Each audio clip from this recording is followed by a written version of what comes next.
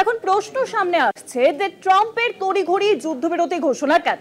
কাতারে ইরানি আক্রমণ মার্কিন বাহিনীর উপর বড় আঘাতের কি সম্ভাবনায়? মধ্যপ্রাচ্যের দেশগুলি আকাশসীমা বন্ধ করায় বিমান চলাচলে বিপর্যয়ের কারণ কি সামনে আসছে?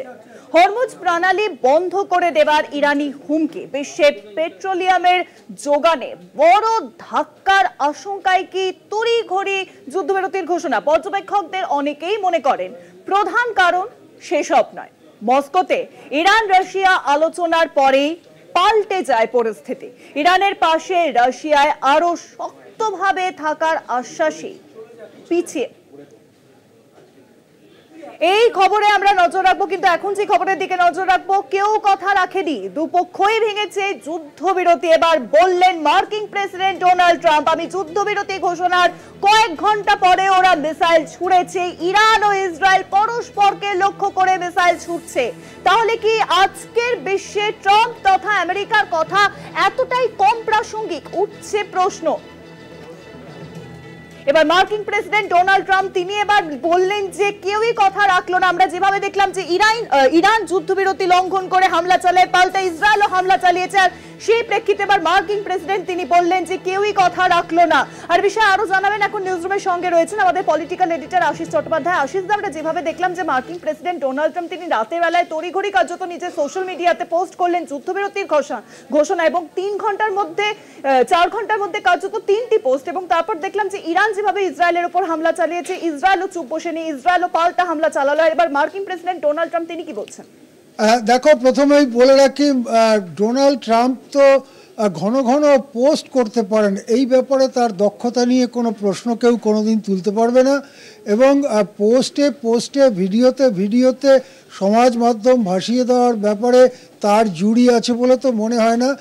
অন্য কোনো বিশ্বের কোনো রাষ্ট্রনেতা এত ঘন ঘন সোশ্যাল মিডিয়াতে পোস্ট করছেন এমনটা জানা যায়নি। এখন মনে হচ্ছে ট্রুথ সোশ্যাল এই সমাজ মাধ্যমই আমেরিকা চালাচ্ছে। রাষ্ট্রপতি বোধহয় সইটই কাগজে না করে এই সোশ্যাল মিডিয়াতেই বলে দেন যে এবারে কি করা উচিত। সেই রকমই আবার একটি ট্রাম্পের বাণী সামনে এসছে, তাতে তাকে অভিমান করে বলতে শোনা যাচ্ছে কেউ কথা রাখেনি। ইরানও ইসরায়েলকে আক্রমণ করছে, ইসরায়েলও ইরানকে আক্রমণ করছে।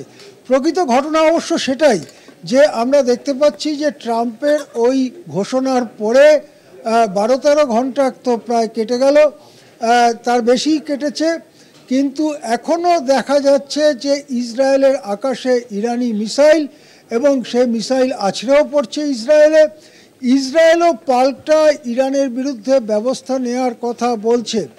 এটা যেভাবে শুরু হয় সেটা হচ্ছে, ট্রাম্প যখন ঘোষণা করছিলেন সেই সময় ইসরায়েলের পক্ষ থেকে একগুচ্ছ মিসাইল ইরানে পাঠানো হয়েছিল। সেই মিসাইলের কিছু হয়তো আকাশে ধ্বংস হয়েছিল, কিন্তু বাকি মিসাইলগুলো ইরানকে আঘাত করেছিল। ট্রাম্পের যুদ্ধবিরতি ঘোষণার পরে ইরান যখন পাল্টা মিসাইল ছোড়ে, তখন ইরান বলে এটা হচ্ছে ইসরায়েলের এই যে গত যে মিসাইল ছুঁড়েছে ওরা কয়েক ঘন্টা আগে, তার জবাব হিসেবে আমরা এটা দিচ্ছি। যুদ্ধবিরতি মানব কি মানব না এরকম কথা তখন ইরান বলেনি। এরপরে আমরা পরপর শুনতে পাই ইরানেরও সরকারি মিডিয়ার পক্ষ থেকে এবং ইরানের ইসলামিক রেভলিউশনারি গার্ড কোরের পক্ষ থেকে বিবৃতি দিয়ে জানানো হয় যে তারা যুদ্ধবিরতি মানছে। ইসরায়েলের পক্ষ থেকেও সেই ধরনের কথা জানানো হয়, এবং ইসরায়েলের প্রতিরক্ষা মন্ত্রী তাদের বাহিনীকে বলেন যে আমরা যুদ্ধবিরতিতে প্রবেশ করছি।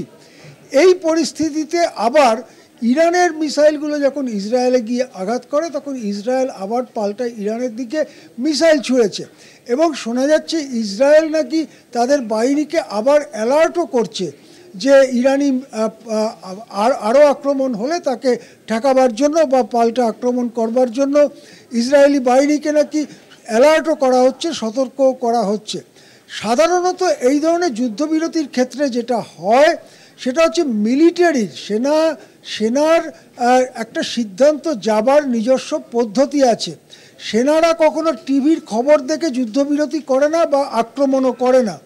যুদ্ধবিরতি যখন হয়েছে, সেটা যখন ইরান এবং ইসরায়েল মেনেছে, আমেরিকা ঘোষণা করেছে, রাশিয়ার সম্মতি রয়েছে, অন্যান্য আরব দুনিয়ার সম্মতি রয়েছে, তখন যুদ্ধবিরতির দিকেই ঘটনা যাবে, এর সম্ভাবনা 99%।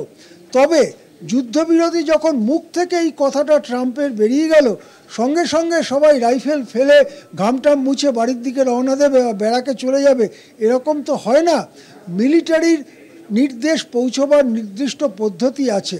সেই জন্যই আমাদের মনে পড়বে যখন ভারত পাকিস্তান সংঘর্ষ বিরতি ঘোষণা হয়েছিল বিকেলবেলা 5টা সাড়ে 5টায়, তারপরেও রাত 12টা 1টা 2টো পর্যন্ত আকাশে ড্রোনের ছড়াছড়ি দেখা গিয়েছিল। এমনকি জম্মু কাশ্মীরের মুখ্যমন্ত্রীও সে সময় বলেছিলেন, কোথায় যুদ্ধবিরতি, এ তো ড্রোনে ছয়লাভ হয়ে যাচ্ছে কাশ্মীর। এই কথা সেদিন ওমর আবদুল্লাহ বলেছিলেন। এখানে আরও বড় ধরনের সংঘাত, অনেক দূরবর্তী দুটো দেশের মধ্যে সংঘাত, মিসাইলে ড্রোনের সংঘাত। এখানেও মিলিটারির নিজস্ব নির্দেশ পাঠাতে দেরি হচ্ছে এরকমই মনে করা হচ্ছে।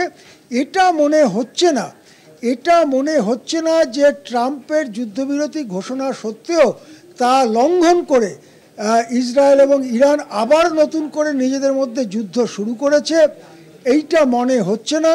যেটা মনে হচ্ছে যুদ্ধবিরতি হয়েছে, সেটা কার্যকরী করতে কিছু সময় লাগছে, আস্তে আস্তে এই যুদ্ধ স্তিমিত হয়ে শান্ত হয়ে যাবে, এটাই মনে হচ্ছে এখনো পর্যন্ত। হ্যাঁ, অনেক ধন্যবাদ আশিস। দ্য নিউজরুমের সঙ্গে ছিলেন আমাদের পলিটিক্যাল এডিটর আশিস চট্টোপাধ্যায়।